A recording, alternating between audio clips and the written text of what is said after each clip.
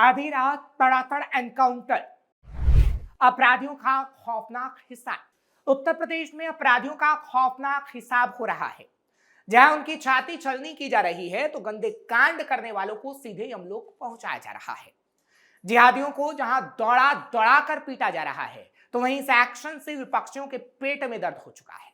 और हो भी क्यों ना, क्योंकि सपा कांग्रेस की सरकार में अपराधी खुलेआम घूमते थे, किसी के साथ भी दुष्कर्म करते थे। ना कोई उन्हें बोलने वाला था और ना ही कोई ठोकने वाला।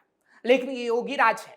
यहां आरोपियों को सबक भी सिखाया जाता है और आरोपियों को ठोकने का ऑर्डर भी दिया जाता है। नमस्कार, कैपिटल टीवी का खास शो बात पते की देख रहे हैं आप। मैं हूं आपके साथ हर्ष भारद्वाज। सामूहिक दुष्कर्म करने वालों का एनकाउंटर। उत्तर प्रदेश के झांसी के उल्दन थाना क्षेत्र के निमौनी रपटा पुल के पास पुलिस को सामूहिक दुष्कर्म करने वाले आरोपियों के होने की सूचना मिलती है। इस पर स्वाट टीम और उल्दन थाना पुलिस मौके पर पहुंचती है। पुलिस ने बाइक सवार लोगों को रोकने का इशारा भी किया। उन्होंने रुकने की जगह पुलिस टीम पर ही फायर झोंक दिया।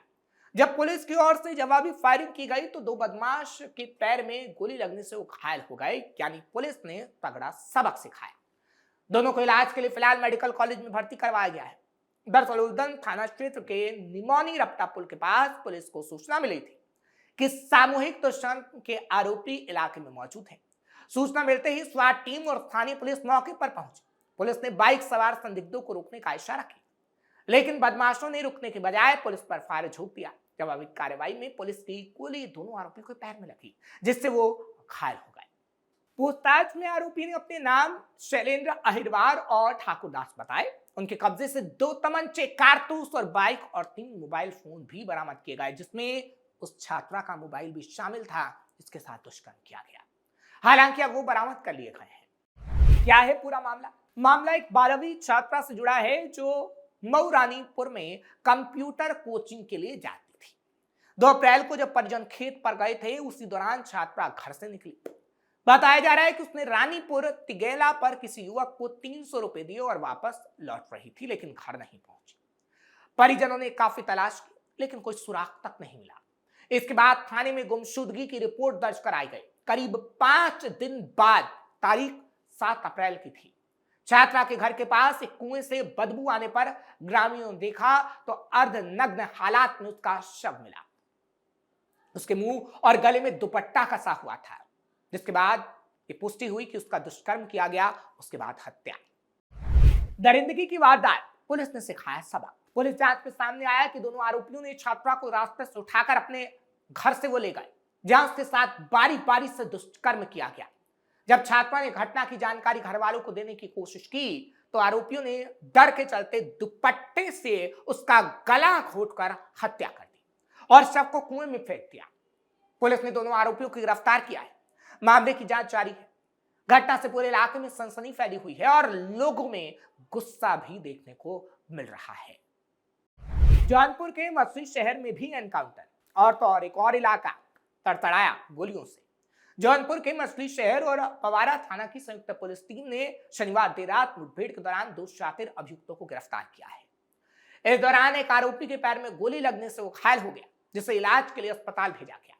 पुलिस ने दोनों आरोपियों के कब्जे से 4,20,000 रुपए नगद, एक तमंचा, एक जिंदा कारतूस, एक खोखा कारतूस, 315 बोर और घटना में प्रयुक्त एक मोटरसाइकिल तक बरामद की है। मामले की जानकारी देते हुए क्षेत्राधिकारी मछली शहर प्रतिमा वर्मा ने बताया है कि 7 अप्रैल को तिगरा गांव निवासी सूर्यमणि मिश्रा के साथ 5 लाख रुपए की यानी डकैती की घटना हुई थी। पीड़ित के मुताबिक वो स्टेट बैंक ऑफ इंडिया मछली शहर शाखा से 5 लाख रुपए निकालकर घर जा रहा था। रास्ते में मुस्तफाबाद स्थित यूनियन बैंक के पास वो चाय पीने के लिए रुका, तभी 2 अज्ञात युवक उनकी मोटरसाइकिल की डिग्गी से रुपए निकालकर फरार हो जाते हैं। आधी रात संदिग्धों की तलाश। घटना के खुलासे के लिए पुलिस लगातार प्रयासरत थी, यानी प्रयास कर रही थी। इस क्रम में मछली शहर और पवारा थाना पुलिस ने संयुक्त रूप से संदिग्धों की तलाश को शुरू किया। शनिवार आधी रात को सूचना मिली, जिसके आधार पर घेराबंदी कर ली गई। इस दौरान आरोपियों ने भागने का प्रयास किया, कोशिश की, लेकिन फरार नहीं हो पाए।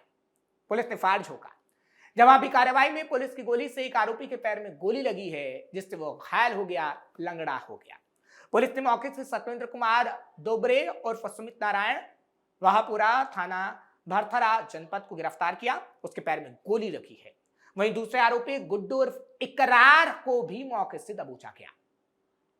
पुलिस अधिकारियों के मुताबिक गिरफ्तार दोनों अभियुक्तों का आपराधिक इतिहास खंगाला जा रहा है, साथ ही अन्य संभावित साथियों की तलाश की जा रही है। बरामद नकदी को पीड़ित से लूटी गई रकम का हिस्सा बताया जा रहा है। फिलहाल पुलिस मामले की कार्रवाई में जुटी हुई है और कई और का एनकाउंटर करने की बात तक कह डाली है। मिर्जापुर में वकील की हत्या करने वाले का एनकाउंटर। अब बात एक और एनकाउंटर की, क्योंकि इलाके में दहशत मच गई जब तड़ातड़ गोलियां चली। खबर मिर्जापुर से है। दरअसल मिर्जापुर में सीनियर वकील राजीव सिंह की हत्या करने वाले 50,000 के नामी राजेंद्र सोनकर को पुलिस ने एनकाउंटर में ढेर किया। हालांकि उसके पैर में गोली लगी। पुलिसकर्मी उसे कंधे पर टांग कर गाड़ी तक ले गए, फिर अस्पताल में भर्ती कराया गया है। हालांकि इस मामले में एसपी अपर्णा रजक कौशिक ने बताया है कि बरौथा तिराहे पर पुलिस टीम चेकिंग कर रही थी। इसी दौरान आरोपी बाइक से आया और पुलिस को देखकर भागने लगा। पीछा करने पर उसने पुलिस पर फायर झोंक दिया। जब अभी कार्रवाई में उसके पैर पर गोली मारी गई।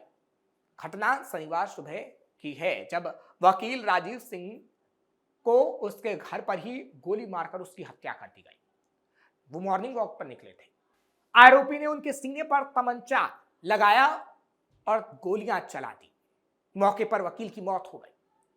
हत्या के बाद आरोपी अपने एक साथी के साथ फरार हो गया, लेकिन सुबह ये वारदात हुई और शाम को आरोपी का एनकाउंटर। क्योंकि सीसीटीवी कैमरे में वारदात कैद हुई थी, पुलिस ने 5 टीमें लगाई, साथ ही 50,000 का इनाम रखा और 15 घंटे के अंदर अंदर पुलिस ने पकड़ा और अन्य साथी की अब वो तलाश कर रही है। क्या था पूरा मामला? दरअसल जिला मुख्यालय से 2 किलोमीटर दूर कटरा कोतवाली क्षेत्र के कथवारू का पूरा मोहल्ले में शनिवार सुबह लगभग 7:15 हुए होंगे कि मॉर्निंग वॉक पर सीनियर वकील निकले, जिनकी हत्या कर दी गई। 2 हमलावर बाइक से आए थे, उन्हें रास्ते में रोका और सीने में तमंचा सटाकर गोली मार दी। खून से लथपथ वकील जमीन पर गिर पड़े। वारदात का 1 मिनट का सीसीटीवी भी सामने आया है, जिसमें साफ तौर पर दिख रहा है कि हमलावर बाइक पर थे। नीली शर्ट पहना आरोपी बाइक चला रहा था। सफेद पैंट शर्ट के साथ गले में गमछा लटकाए हमलावर पीछे बैठा हुआ था, जिसने गोलियां दागी। वकील को देखकर हमलावर हाथ में तमंचा लेकर उतरता है, रोककर फायर झोंकता है। वारदात के बाद हमलावर और उसके साथी भागने की कोशिश करते हैं, लेकिन बाइक स्टार्ट नहीं होती। बाइक चला रहे साथी आरोपी ने 15 से 16 बार किक मारी, लेकिन कुछ नहीं हुआ।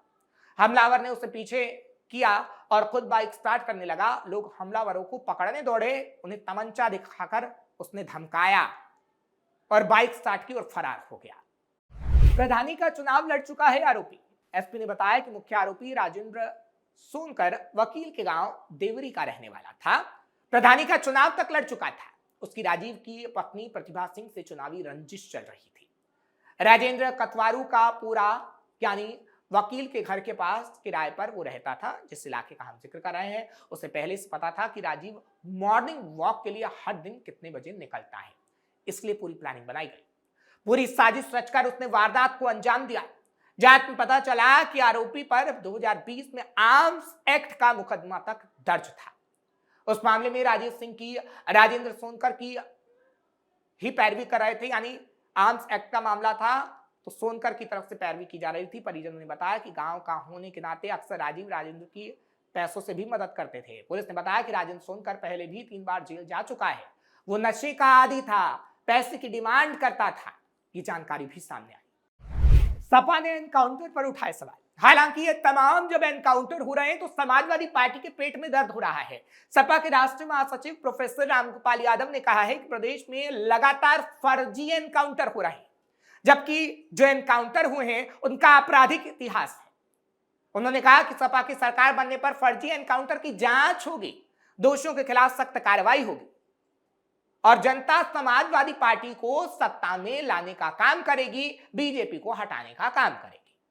लेकिन सपा के राष्ट्रीय प्रमुख महासचिव प्रोफेसर रामगोपाल यादव को यह पता होना चाहिए कि जो एनकाउंटर हो रहे हैं वो अपराधियों के हो रहे हैं, जबकि समाजवादी पार्टी में अपराधियों का बोलबाला था।